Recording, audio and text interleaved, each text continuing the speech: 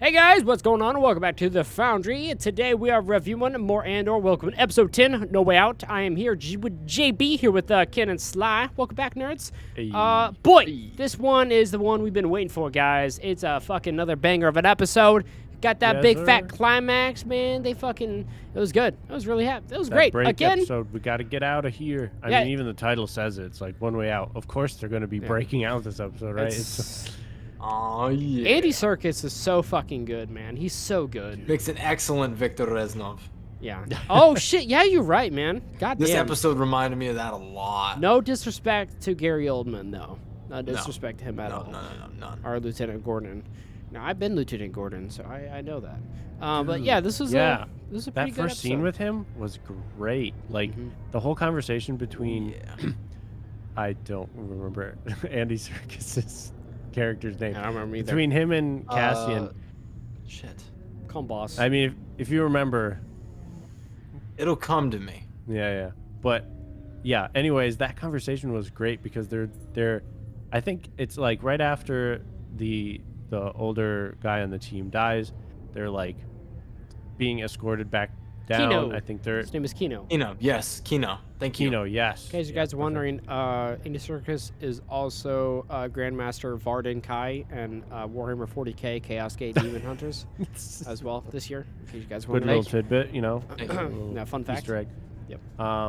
Yeah, but like that conversation was great because like they're talking about like the guards and shit and like just the strategy, and he's trying to convince him so bad, and he's like, there was that one line, I can't remember what it was. I'd rather specifically, die. But he's like, power doesn't panic or something like that. Oh yeah, that's awesome. There was a lot of good quotes in this episode, actually. Yeah, you're right. Yeah, power doesn't panic. I'd rather die, like leaving or trying to escape rather than giving what they want or something like that. You know. Yeah. Yeah, it was like saying they're all afraid, like they're panicking, like that's why they killed everyone. It's like, and like Kino is like saying they have the power, like we're not getting out of here, and he's like, why are they panicking then? Like why, like if they were in this great position to like, control us, like then why are they like getting all like bent out of shape and killing everyone and doing all this? Is like Little Master Yoda callback from now. Attack of the Clones where he's like, if so powerful you are, why leave? Which is also like kind of crazy to think about. I mean, like Star Wars has always had like a lot of death in it. I mean, like with Alderaan being destroyed, you know. But like that's something you don't witness. You don't see like the ruins or something like that. But like just being in the environment, knowing like what it's like, and then they're like, yeah, 200 people were wiped out. I think that's something Star Wars needs to improve on. But this really one, dark. Yeah. For Star Wars. They kind of they leave it at that. They're just kind of like, oh, we're gonna talk about it. Like you just remember the remnants of like what was, but they never show you any desolate places. Right. Which I really hope they do in the future. Yeah, Book of Boba, they showed a little bit of the Sand People and their massacre, just a bit. Yeah. Right? Yeah, as well. But I keep thinking like, dude, I want to see Camino after that place was fucking leveled. I want to see Mandalore after the Purge. Yeah. I want to see. It's not because you're a sick fuck, because it's good storytelling. And exactly. Thank you. That's what I just want to tell everyone at home, you know, for sociopath Kiko over here. Just want everyone to know that. Yeah. Not to get the wrong idea about him. He's not crazy. We've taken the test. Everyone has to take a test before they join the group. Yeah. It's a Rorschach. Yeah, exactly. Yeah. He doesn't know how to cheat stuff. He's good. You're not locked in here with. Oh, sorry. I'm not wearing hockey pads. All right, Kino. Yeah, this episode was a banger. They all fucking escaped. Kino was a fucking man.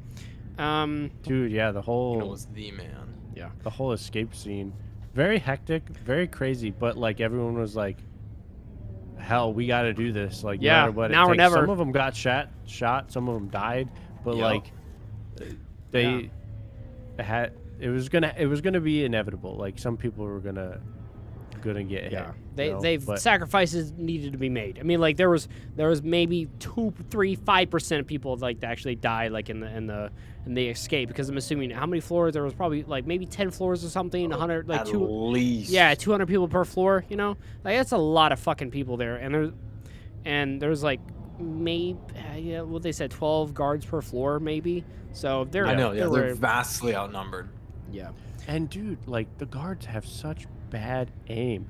They're up there, they had blasters they could have taken out everyone so fast if they would actually be able to hit anyone. Were they not trained at all? Yeah. Because like they had clear shots on so many people. They had the vantage point. None of them had cover. They could have just like wiped everyone out in like a couple minutes. Easy. One thing I like about the show is that the Empire or the ISB, you know, like whatever they are, I feel like they kind of have humanity. It's just not like a black and white, like they're wearing black, True. they're in uniform, they're point. bad guys. You know, we saw that in the episodes in Aldani. You know, they're like, hey, we're just gonna watch a meteor storm. Like maybe these guards didn't want to shoot and kill these prisoners. You know, maybe they that's a good point. They didn't show that, but exactly, they didn't point. show it, which they should have. But that's something that like the show some needs to hesitation, do. like even just a couple It just looked like, incompetent, not moral. It was what got in the way? Like your morals? No, I just a really bad shot, dude. I wanted to kill them. I just couldn't hit him. I didn't want to kill him. Dude. I was gonna get hit with a wrench, dude. Yeah, wrench v blaster. Who will win? Yeah, seriously. Yeah, it was like everyone was just thrown. I thought that was so ridiculous. And then the elevator. After we saw the one elevator crash, I kept thinking that for every floor, and I'm like, now like 100 guys are gonna load up on one elevator, and that's definitely gonna break.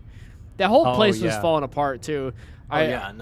Like how I said in the last review, if you pay attention, they don't have enough guards for escorting people through. Like when they're bringing Cassian in, they're like, they stop at the door to bring him out. And he's like, all right, we need 2 more guards to get down here first. And they were just sitting there waiting for a minute because they're so understaffed and shit. And that's what I like, the little things like that, like storytelling. It's nice. Little details, yeah. Exactly. And just like with Cassian, like him breaking open the pipes and shit like that and fucking up the floor. That was also a great scene when they flipped the power and it was supposed to be a hot floor. Yeah, and Andy Serkis was still on the ground and he just looked up and he's just like, attack. It was fucking dope, man. It was so nice. Good. Yeah, it's such a good show. I like when they get to the command room. That was also a really good scene. How they stopped him. Yeah, that was very good. And freaking Cassian was not hesitating. Like he was. I think they killed one of them, right? Like, all right, well, we're not fucking around. This guy's dead. Like, let's go. I'm serious. Like, and I'm showing it to you. Like, I think that's something they consistently show with his character, that like he is like a good person, but he's also like he doesn't hesitate. Not at all. Something is needed, and he needs to kind of cross that line to get something done. That's one. Yeah, you're right about that. He just never hesitates. He always does what needs to be done for that job to be complete. Yeah, I mean, like, because if he hesitated there, they could have all died. I mean, you seen that in Rogue One when he killed Mads Mikkelsen, right? Yeah. Is that at the beginning of the? He doesn't kill Mads Mikkelsen. Oh, just kidding. Yeah, that's actually kind of where he does hesitate a little bit. But he does kill a guy like right at the beginning, right? I think.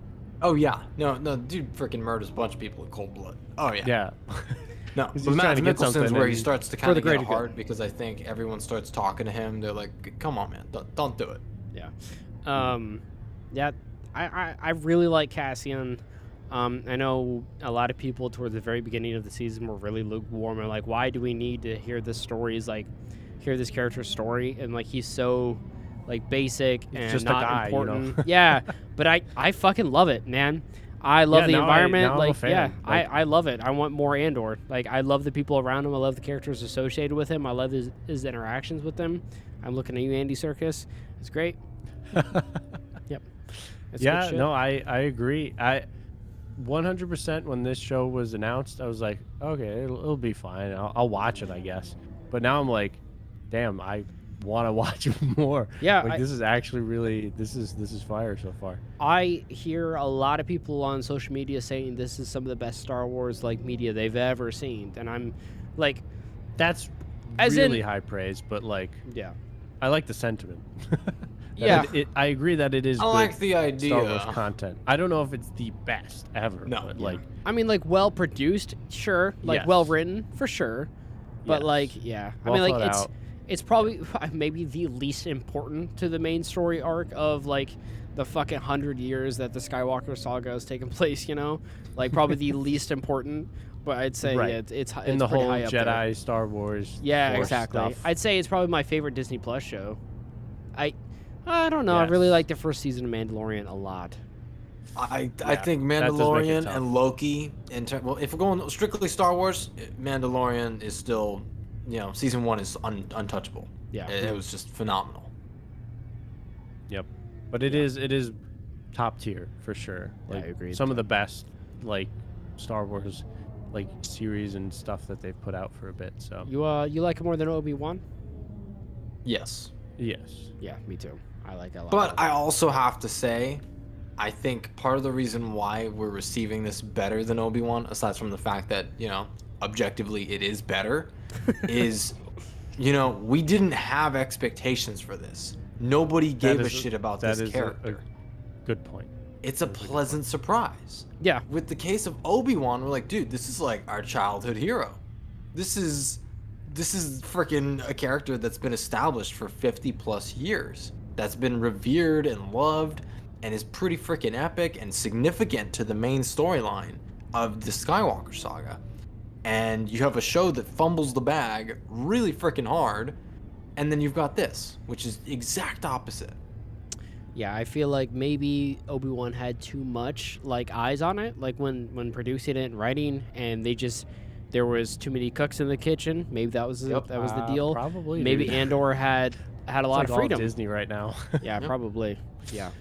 There's too much like, oh, we gotta please these people and these people and like hit this audience and this audience. It's like just tell a story Yes. that is Tell actually me interesting. something that's entertaining and Holy makes shit. sense. Doesn't have to appeal to every single audience ever. I know that's what makes the most money, but that's impossible. That's not how things work. Yeah. Yep. Not everyone's gonna love everything. You just got to make something that's good, and that's what this show is doing. It's actually a coherent story. There's the small things. They thought through shit, and like it actually allows you to like kind of see the things kind of build up to where they're going, make those conclusions, and like be like, okay, wow, this made sense based on everything we've seen so far. So it's like it's actually rewarding to like watch. I So, agree. 100%. Yep. Yeah. Yeah. There's some stuff also at the end like towards the end when everyone like panicking, going from floor to floor to floor and letting people out and stuff. I really like seeing that. I like seeing the panic, the desperation of them trying to get as many people as possible on their side, and the guards freaking out too, of them like knowing it hit the fan, and they like, I think about that one quote from earlier in the season, the axe forgets, right? Yeah, The axe forgets, the tree remembers. Yeah. Yeah. Yeah. I think about that Good quite a one. bit when watching the show. Just the injustices and how stuff gets turned around. I think about Andor's mom as well. I think about that stuff quite a bit. Yep. Yeah. I like it a lot. Analogy. Yeah. The show is really good with a lot of those meanings, and just they have an icon, they have a symbol, and it's represented in multiple different storylines and perspectives in the show, and it makes fucking a lot of sense that way, and I really like that, man. They play in this out so well. It's so good, dude. Yep. Yeah. I agree. Even though like the subject matter may not be everyone's like cup of tea, it's the birth of rebellion. Everyone's seen it before, but man, they're doing it fucking well. Yeah. Exactly. On top and there. it's just it just makes a lot of sense how they're They're doing it. doing a great job showing us a perspective we've never really seen, I think. Yeah. And that not only I think is good for Star Wars fans to enjoy, but for people who frankly have never given a crap about the series, they can watch this and be like, this, It's a good this drama. is so different. Yeah. Yeah, you don't need to know Star Wars to potentially enjoy You this. really don't. And- You really don't. This show is just kind of like a espionage / uprising show. Also, Yeah. what you mentioned that like different perspectives, and I said before like how it's not exactly black and white. I mean, there are times where I hear Luthen talk, and I'm like, this guy's fucking evil. Oh yeah, Like, no, like no, I exactly, and I like that though, because we're seeing different perspectives from different lights, and I really like that. How we're like, oh, like some of these people are just in a room shuffling around paperwork to each other and looking at maps, and just in high and fucking like high dollar suits. That's all they're doing. I'm like, how are these people? They don't know what they're doing. They don't know how they're affected every day-to-day life with these people. Right. It's interesting seeing so It's a contrast to the very exactly, thematic, and the show was good so good at versus doing bad. that. Yeah, amazing. because typically Star Wars it's very symbolic with its like, you know, the bad guys wear black stuff, the good guys wear white stuff. Like it's very like light and dark. Yeah, the like, bad guys cut and can't dry. even talk. They can't even speak English. You know, they Bad live in guys caves. don't have good aim. Exactly. Yeah. Yeah. So it's like this one kind of blurs those lines a little bit, and it's interesting because it feels more real that way. I agree. And like, I mean, speaking of that stuff you were talking about with Luthen, like, that's, I mean, one of the other scenes later on with him, and what we find out is that the guy that works for Daedra in the ISB is actually a spy that's working for Luthen, and like he's trying to give them information from the ISB, and like he's like, I want out, like I can't do this anymore, I got a family, like this isn't like I can't do this anymore, it's like putting me and like other people at risk. And Luthen's like, I can't risk them kids. losing you. I would like, he tried to give him information about like one of the other guys that's about to like go, I think, attack or do something. Yeah.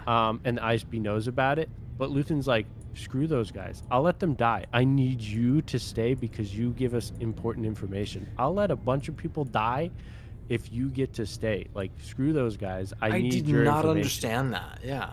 Yeah, That's insane. At least that's what I understood from it. He was essentially just like, I don't care. Like, I You need can tell your he's information. definitely you know what he Heartless, reminds me of? dude. He reminds me of, like, I hate to cross, subjects, but like from Marvel to Star Wars, you know how like Doctor Strange can be very like cold and calculating about some shit? Yes. He reminds me of that. He's very much one of those like big picture things, and like he's not afraid to do whatever the hell it takes to win. Yeah. And that's kind of cool, but at the same time, it's not like, wow, these are personal hits. Like, no, dude, these are some dark decisions this guy's making, all in the name of, freedom. Yeah. It's like, okay, hold on now. And he's making said decisions pretty fucking fast too. Oh yeah, no, he's quick on his feet. This isn't something he like thinks over. He's just like, yeah, no, I don't care. Yeah. And it's like, you could die. I'm okay with that. Like that's fine. I'll bounce back Yeah. pretty quick. It's not that bad a deal.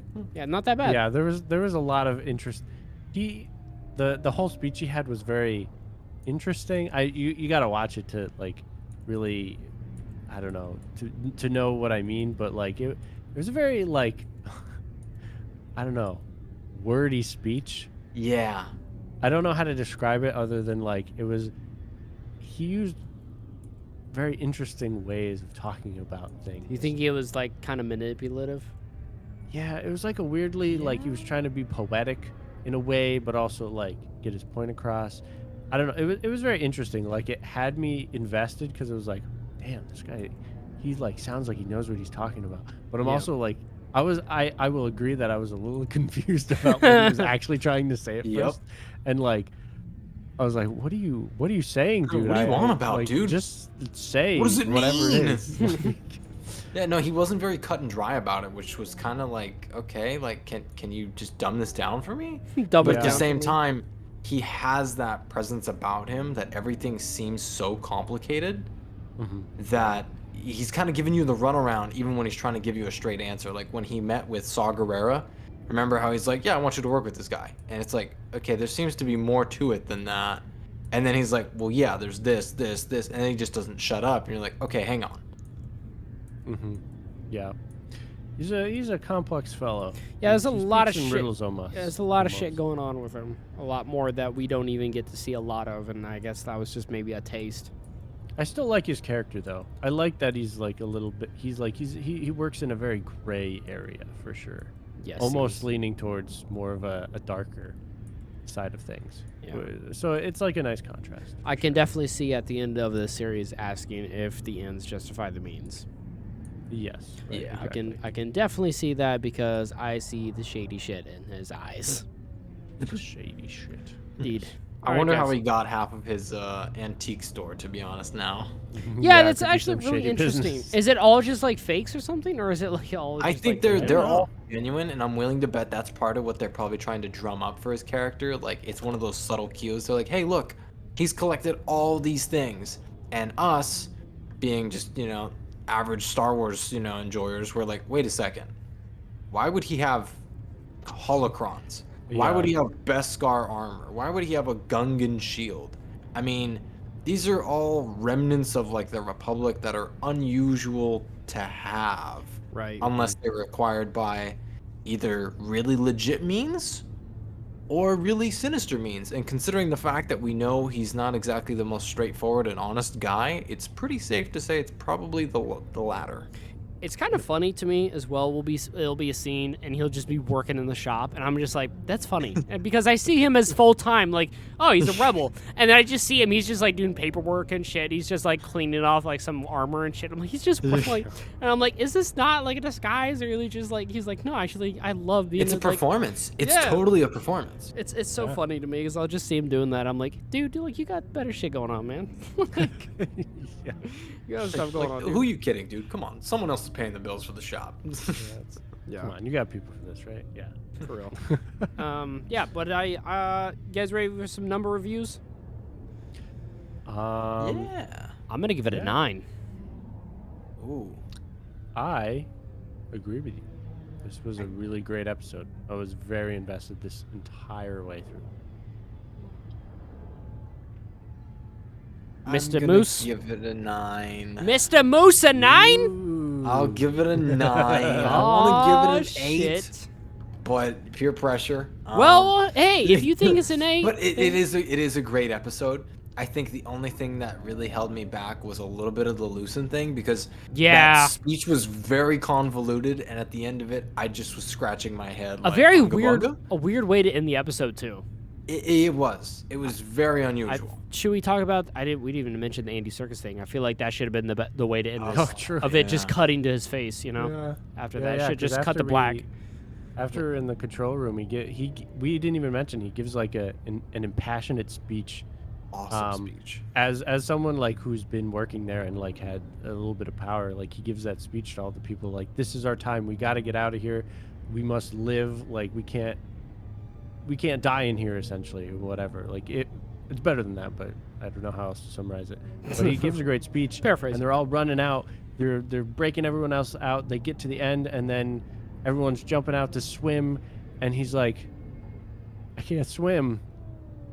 And then it's just like, that's where it ends. Awful. So we don't know what happens. We gotta assume like he either jumps and doesn't make it, or he stays there. Either way, he's a little bit screwed, or someone helps him. But I kind of doubt someone helps him, because that'd be a lot of carrying weight to swim. Yeah. Because we know Cassian didn't, because we see at the very end he's running away with one of the other prisoners, and it was not Kino. Sucks though. I'll miss you, Kino. I thought Andy Serkis was fantastic in this show. Oh, it was great. He's such a great actor, and I feel like he's overlooked quite a bit in a lot of roles. Without question, yeah. Yep. Yeah, but there you go, everybody. Foundry giving this episode a 9. We don't have too many episodes left. Hopefully, you guys enjoying the review series. We're loving the comments and the in-depth discussion we see. We really appreciate you guys. We'd love to see more. Make sure to leave a like. Show some love for the video. Give it up there in the analytics and the algorithms, boys. And we'll see you later on the next review. But until then, bye, nerds. Peace.